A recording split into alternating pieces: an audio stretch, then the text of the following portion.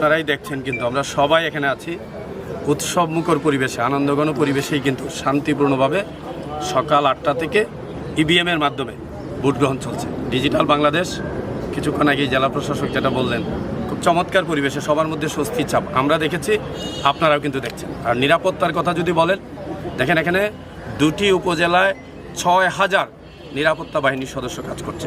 পুলিশের 5 জন additional SP, 2 জন ASP নেতৃত্বে 2000 police সদস্য কাজ করছে।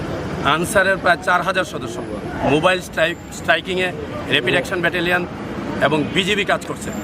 তাছাড়া এক্সিকিউটিভ ম্যাজিস্ট্রেট, জুডিশিয়াল ম্যাজিস্ট্রেট আছে, গোয়েন্দা সংস্থার কর্মকর্তারা কাজ করছে। এক কথায় পর্যাপ্ত নিরাপত্তা ব্যবস্থা গ্রহণ করা হয়েছে।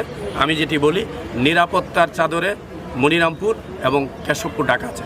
এখন পর্যন্ত কোনো ধরনের আমরা সুষ্ঠু আইনশৃঙ্খলা পরিস্থিতি বলেন, নির্বাচনের অনুকূল